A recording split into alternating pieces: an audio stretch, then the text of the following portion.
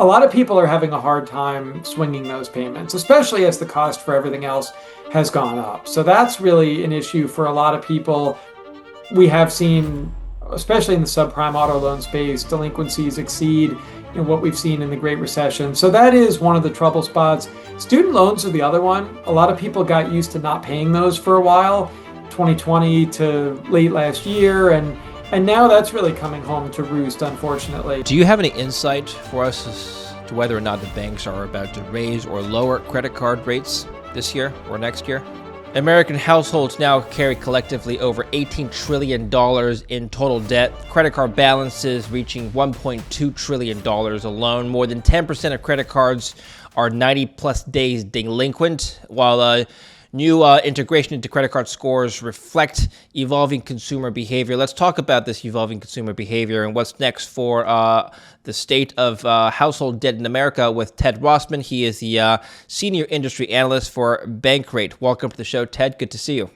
Good to be here. Thanks for having me. You were quoted by the Washington Post this morning regarding your research around the Buy Now, Pay Later program. So, will lenders use the new FICO scores? Time will tell. This is the article that I'm quoting here. Lenders will need time and money as well as personnel training to use the new scores, noted Ted Rossman, credit card bank expert at Bankrate. FICO reports that 90% of lenders use some version of its model, with FICO 8 the most widely used.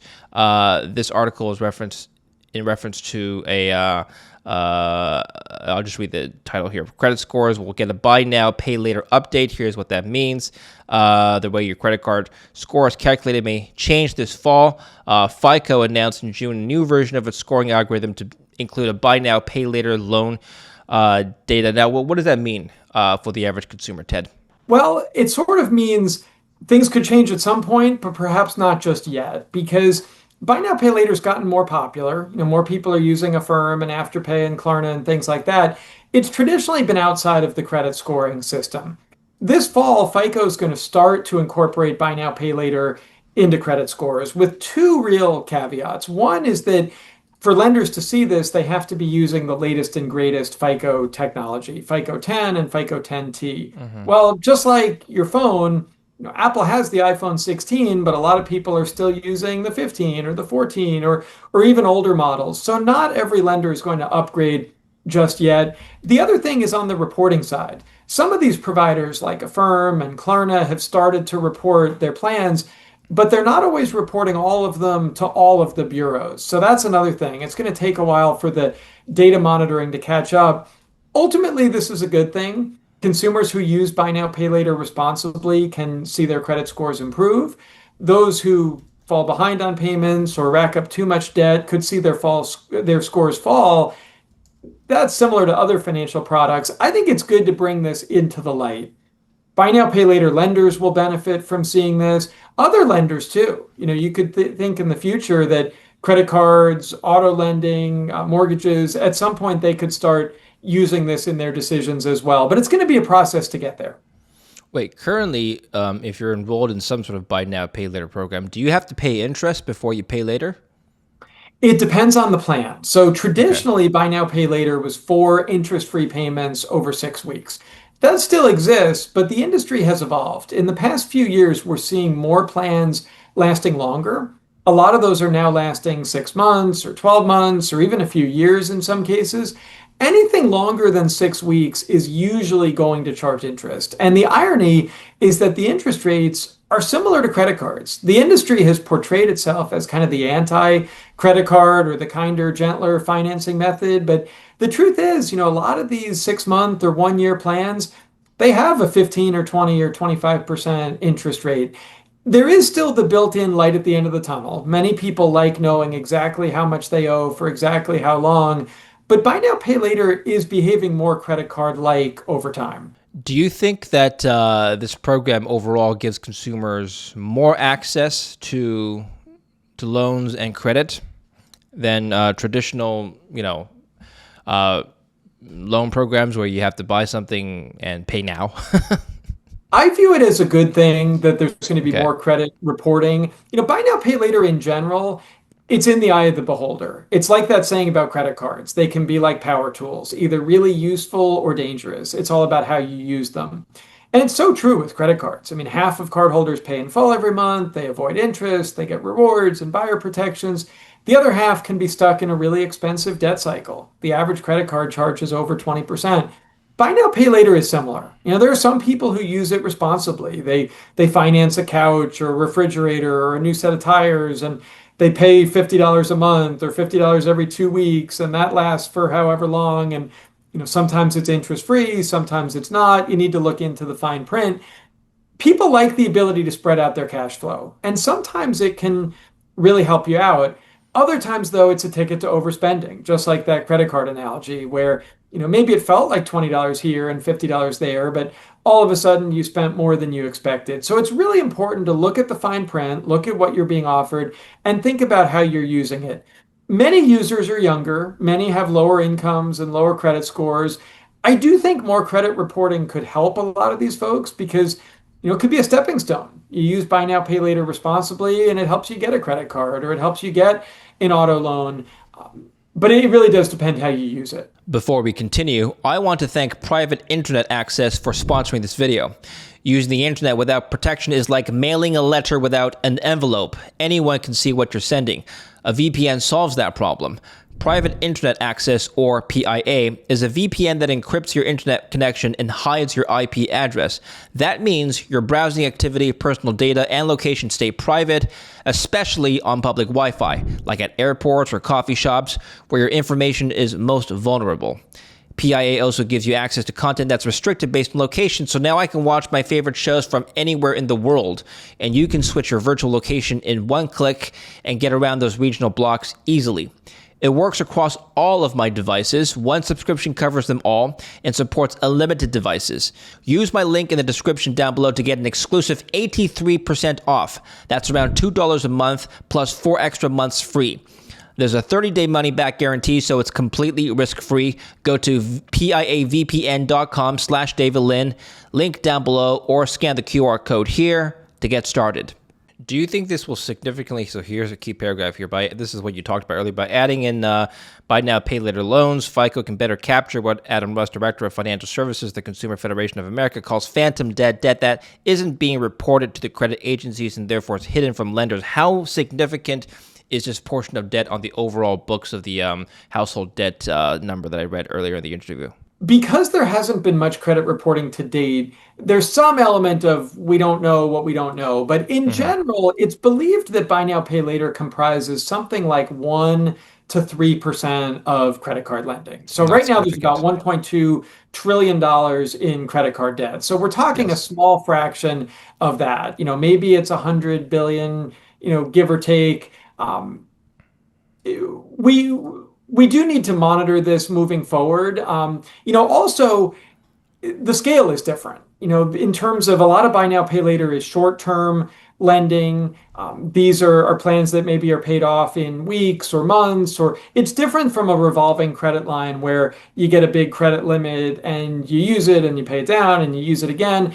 Buy now, pay later is different because it's underwritten purchase to purchase for the most part, and you have to reapply every time you want to buy something different. So let's take a look at this $1.2 trillion figure that you just referenced here.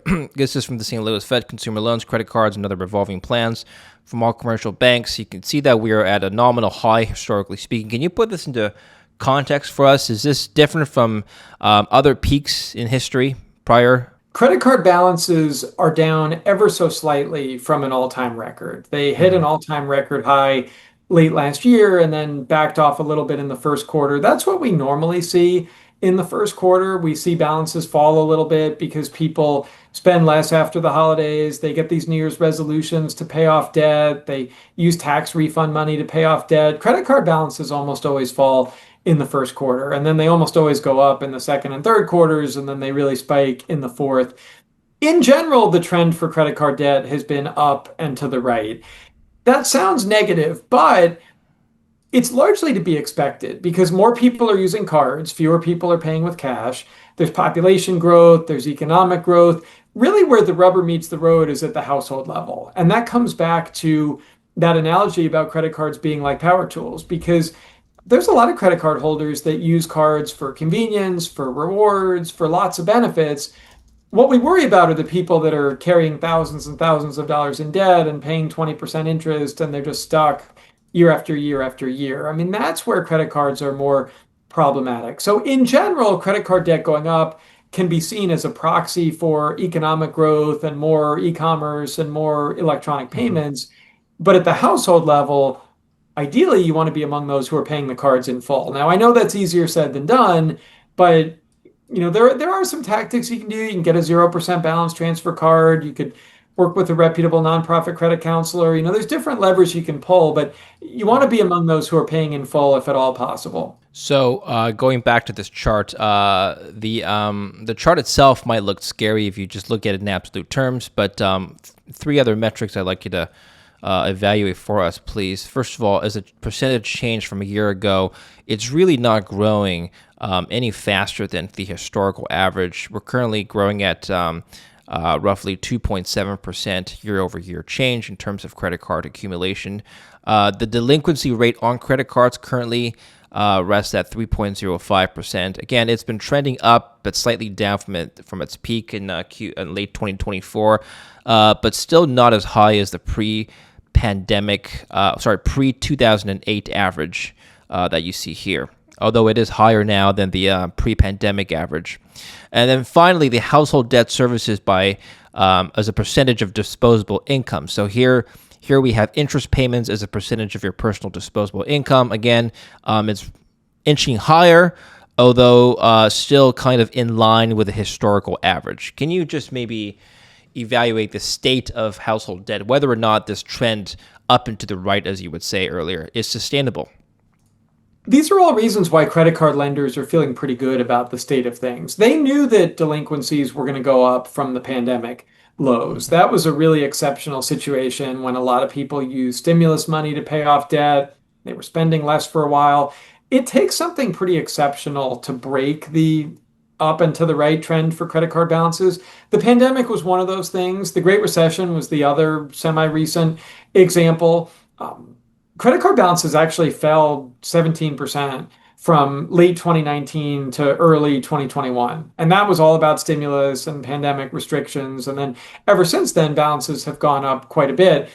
Delinquencies have gone up as well. Banks knew that was going to happen. And the hypothesis was that delinquencies would go up and then they would level off. And that's really been proven true. And even the balance growth, it's not as strong as it was back in, let's say, 2022 when inflation was a lot higher, or early 23.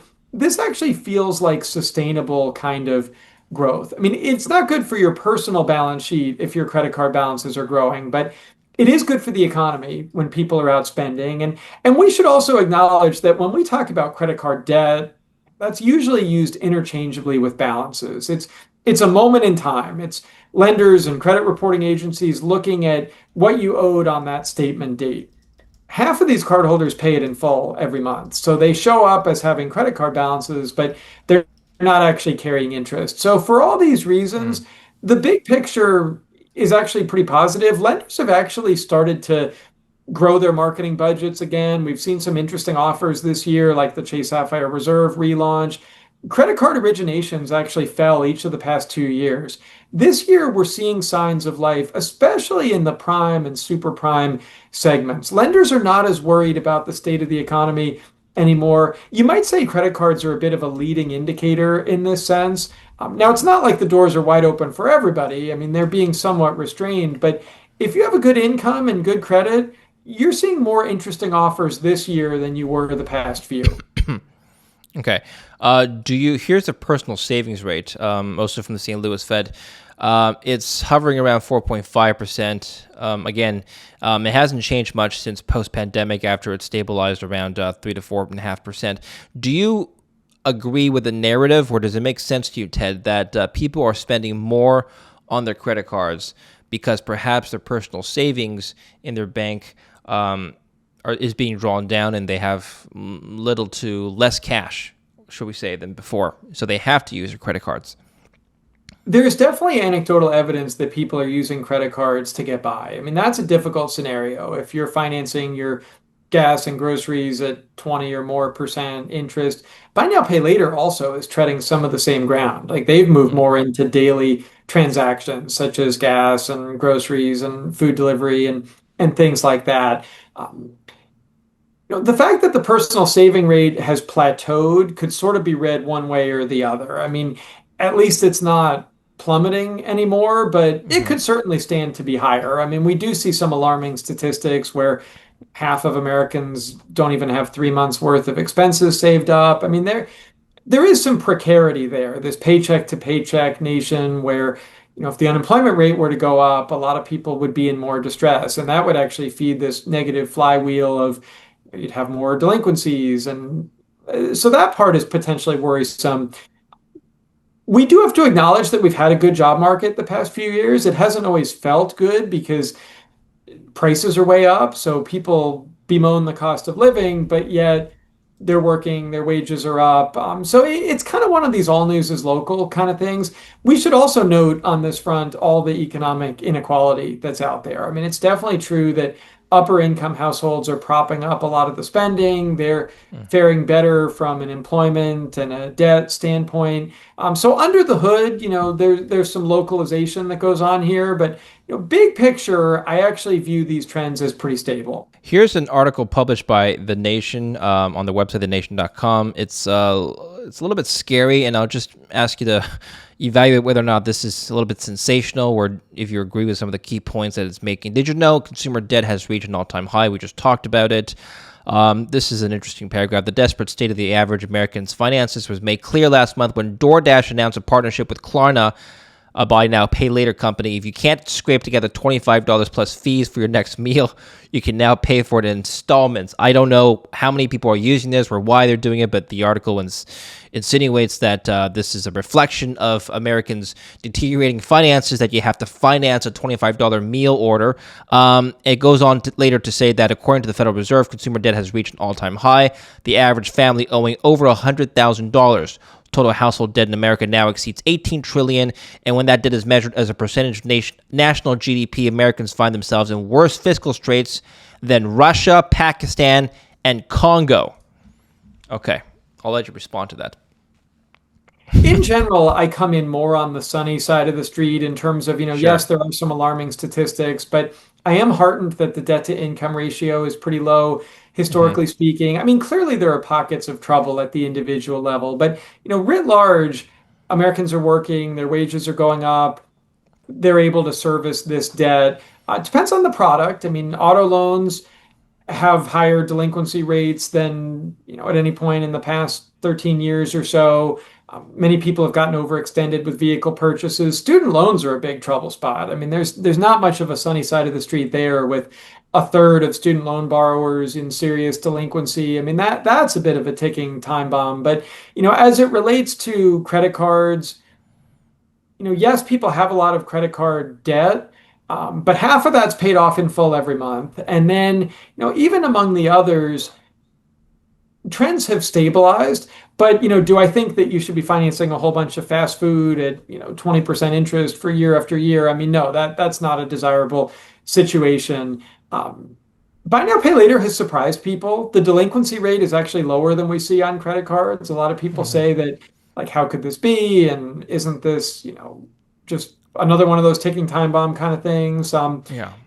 Certainly, if the job market were to worsen, we would see more distress. But, at the end of the day, I actually think that the economy is in better shape than many realize. But it Hmm. does still come back to responsible financial decision making at the household level. Just like you shouldn't put a burrito on a credit card and pay it off over years, you don't want to be financing it with buy now, pay later and getting it over your head. Should the government step in for regulation? The article then blames the government for lack of regulation, lack of oversight, and deregulation.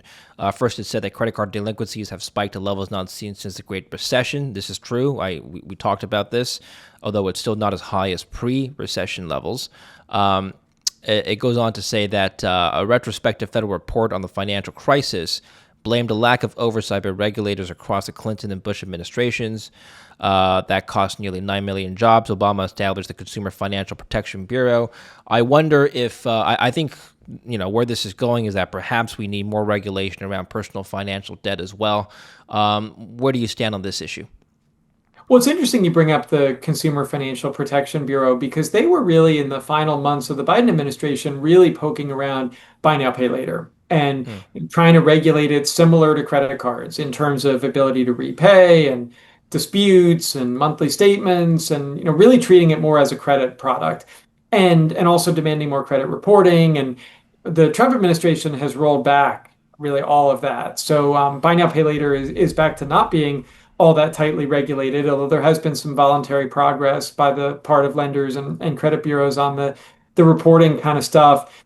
You know, I tend to think that a lot of this comes back to individual decisions. I would like to see more financial literacy. Like only half of states have a personal finance mandate in schools, and even when they do, it's often pretty minimal. Like maybe it's one semester at most, or often it's just wrapped into the math curriculum. Like I'm a big believer that financial literacy and personal finance should be more talked about. But it Hmm. gets back to this idea that unfortunately we're not great about talking about money. We've done research about a lot of people would rather talk about politics and religion and their weight and all these potentially sensitive topics. Like they'd rather talk about that than their credit card debt. So I do think we need to bring some of this out of the shadows. I mean, I do think it's important to educate people that if you have the average credit card balance of about $6,500 and you make minimum payments, you're in debt for 18 years and you pay almost $10,000 in interest. Like these are important lessons to understand. And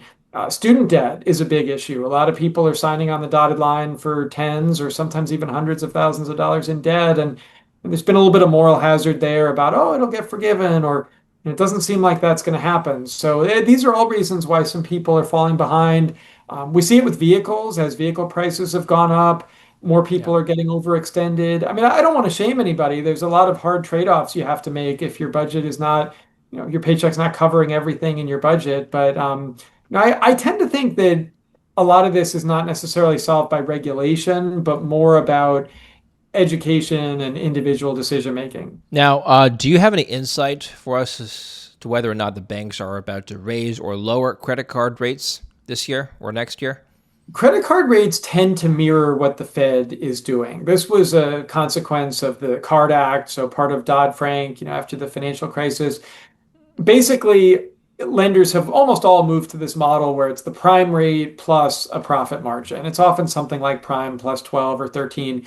So generally speaking, when the Fed changes rates, then your credit card rate will go up or down by the same amount, usually within a month or two.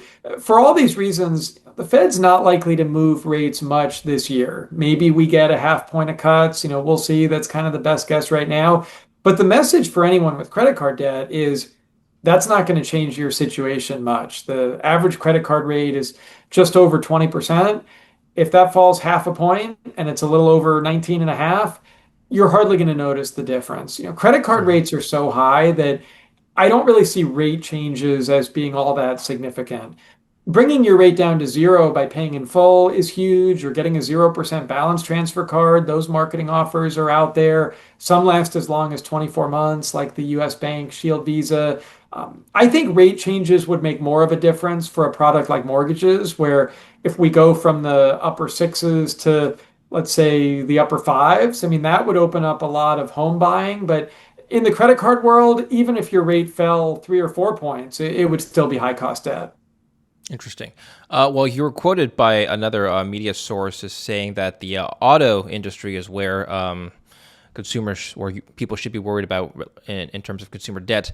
First of all, you said that overall levels of debt to income looks pretty good. We've talked about that already. Your biggest worry apparently here is auto loans delinquencies there are worse than they were during the financial crisis. Can you just expand on that? That's especially true for those with lower credit scores. And the problem is that car prices have gone up so much. Some of that is Hmm. supply chain issues. Tariffs could be adding to that now, but even before tariffs, so all the technology that goes into these cars, all the supply chain disruptions around COVID. I mean, we've just seen big jumps, and the average new car price is around $50,000.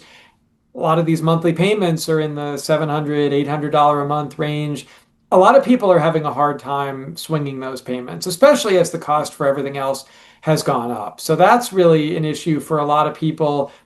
We have seen especially in the subprime auto loan space, delinquencies exceed, what we've seen in the Great Recession. So that is one of the trouble spots. Student loans are the other one. A lot of people got used to not paying those for a while, 2020 to late last year, and now that's really coming home to roost, unfortunately. And we're really just starting to see the tip of the iceberg there because we're about 9 months after the payment extension ended, and that's as long as it takes to be considered in default, 270 days. So we're really just starting to see that. So I would view those as the two biggest issues. Mortgage delinquencies are extraordinarily low right now. That's not really a concern at all.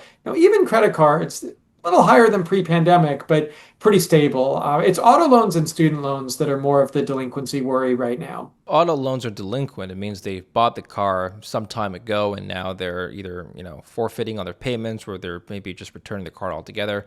What's maybe causing consumers to make those decisions now, you think? A lot of that just has to do with the high price of the car. I mean, car Hmm. interest rates have gone up as well.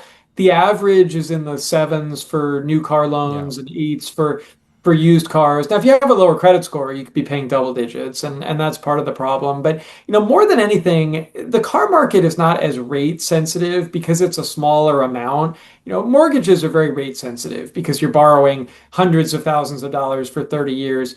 For a car loan that lasts 4 or 5 years, it's not really the fact that rates go up a half a point or down half a point that makes the difference. It's if you're financing $50,000 and if that's something that doesn't fit into your budget, the fact that costs for everything else have gone up, there's a squeeze here that's happening. There's an overlap between a lot of these categories that if your grocery bill's up and your rent bill is up, it might be harder to pay off the car or it might be harder to pay off the student loan, especially student loans. That's one that people got used to not paying. And now it's like, ooh, how do I fit that four or five or $600 into the monthly budget?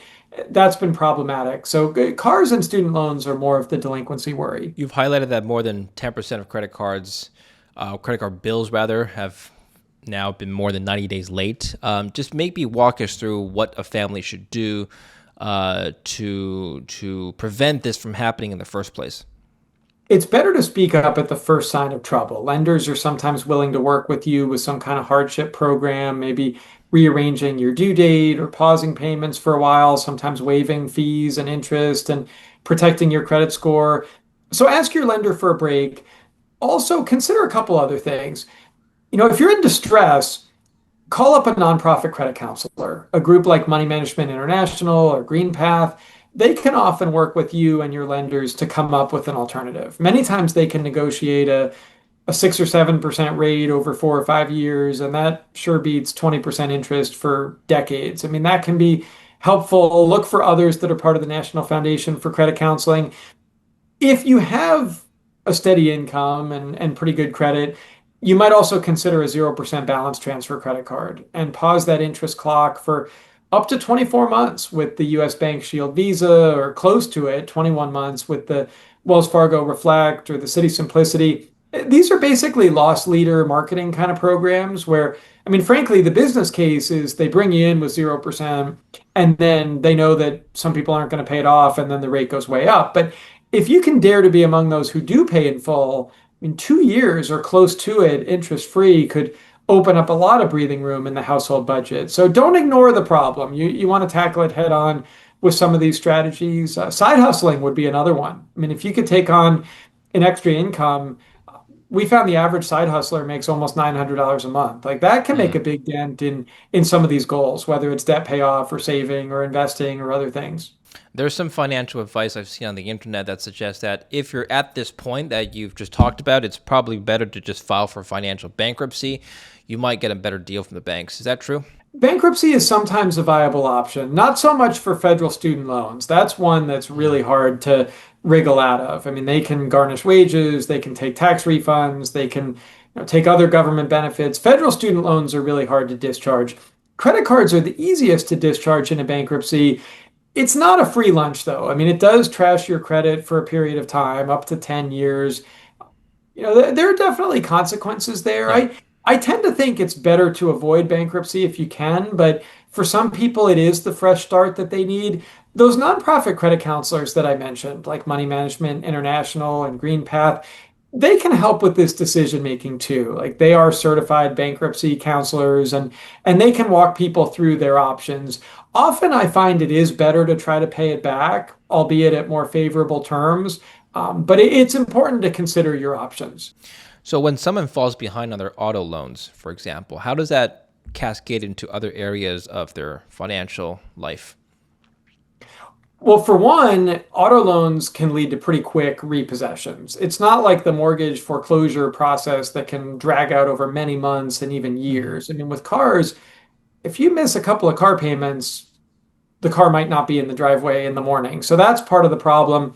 That's why traditionally cars have gone pretty high on the payment hierarchy of like if you've got to sort of triage your cash flow, people often try to pay that back quickly because they don't want to lose access to the car. They need to get to work, they need to drive their kids places and so on.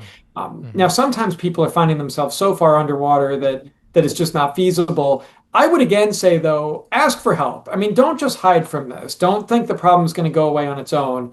Ask the lender for a break, work with a reputable nonprofit. Even if you're in a tricky spot, you're underwater, you're upside down on your car loan, you're going to have some options if you try to do something about it. Don't just hide from it. So finally, then regulators, it's rare to see politicians from both sides of the aisle agree on certain things, but they do agree on the fact that the current path of financial liabilities for the nation is rather unsustainable if it continues to increase at the same rate as it has. Now let's take a look at this article. Americans' unwieldy consumer debt. If you're deep in debt, concerned that lingering inflation, U.S. trade war, potential recession could land you there, you might be looking to Washington, D.C. for help. What do you think congressmen and women are doing to alleviate, some of the burdens that Americans are facing today?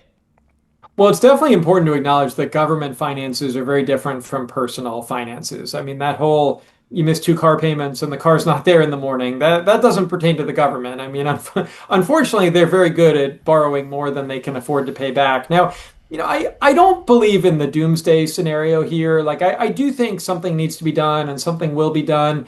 I mean, at some point, they're going to have to figure out Social Security and Medicare and Medicaid and all these programs. And it'd be better if they would have figured it out by now. But even if you're a young worker, I mean, even if you're in your 20s, there's going to be Social Security for you. I mean, it's never been intended to replace the entire income. But yeah, there's clearly some fiscal headwinds out there. And this is actually why we've seen some topsy-turviness in the bond market lately. And, definitely something needs to be done. But the government has a capacity to borrow and set rates in a very different way than consumers. So it's not like they're getting a past due credit card invoice in the mail.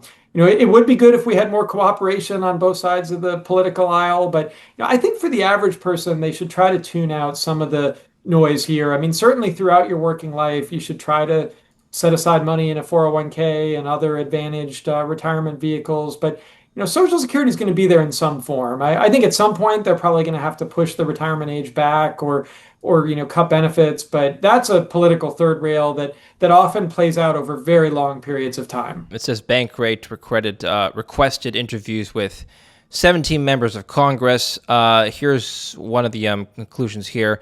During our conversation, Mike Lawler relayed one of his constituents' chief concerns: elevated interest rates triggering higher mortgage payments, about $1,000 a month, higher in his district. That's unsustainable for most people. People need to be able to afford everyday necessities and be able to afford where they live. So this is the biggest issue we're dealing with. Do you think this is an issue of rates then? Is President Trump right to be pressuring the Fed to lower rates, and that could trigger lower rates across the board when it comes to consumer loaning, consumer debt products? It's complicated. I mean, the Fed directly sets rates, certainly on what banks charge each other, and has a direct impact on things like credit cards and home equity lines of credit. But, the Fed doesn't directly set mortgage rates. And, other things like treasury auctions, I mean, certainly they're taking the Fed into account, but there's also a lot of bets that investors are placing about economic growth and other factors.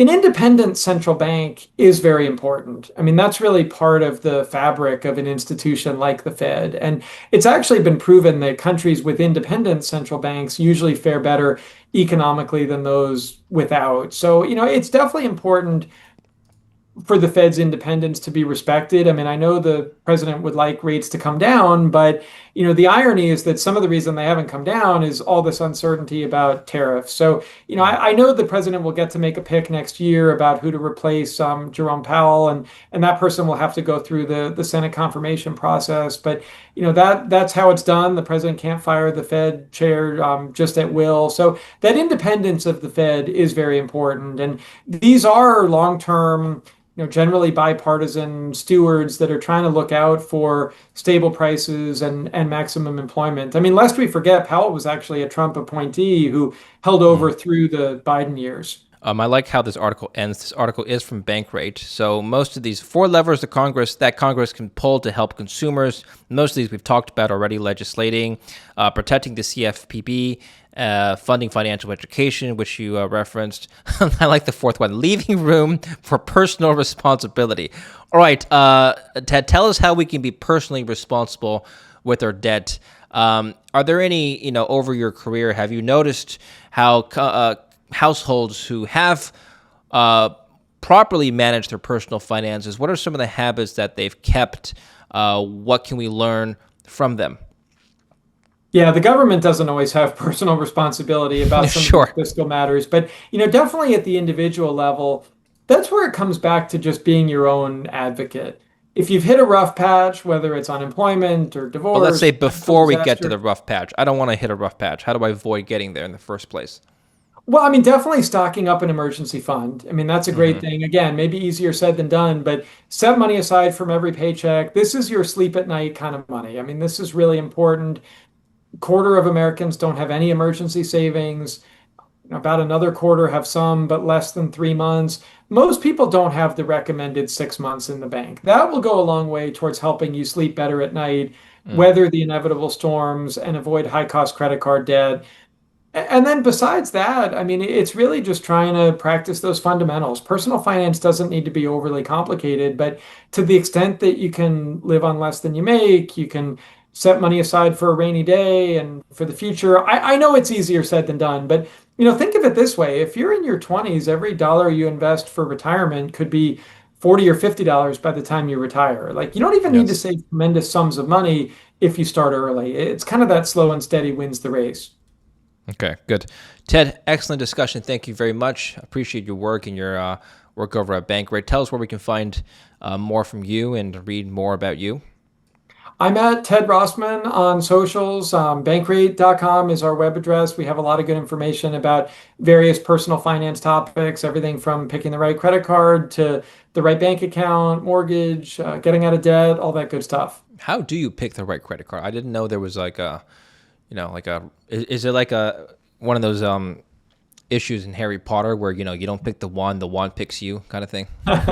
It's very individual. I mean, if you ask Yeah. people the best credit card, you often hear about these fancy travel cards that get you into the airport lounge. And I mean, yeah, there's a lot to like, but I would actually say for the everyday person, a 2% no annual fee cash back card, something like Citi Double Cash or Wells Fargo Active Cash is surprisingly hard to beat.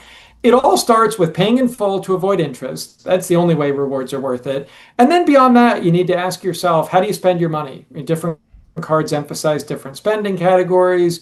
Do you want travel? Do you want cash back? How much complexity? I mean, I know some people, they have 30 credit cards and they juggle it all and they get great benefits. And then there's other people that just want to use one or two. So you need to kind of know yourself. It's not a one size fits all kind of thing. All right. Thank you. We'll put the links down below, so make sure to follow Ted and Bankrate there. Appreciate it, Ted. Good to meet you. We'll speak again soon. Sounds good. Thanks for having me. Thanks for watching. Don't forget to like and subscribe. And thanks again to PIA for sponsoring this video. Click the link in the description down below or scan the QR code here to get an exclusive 83% off and 4 extra months free. Take control of your digital life today.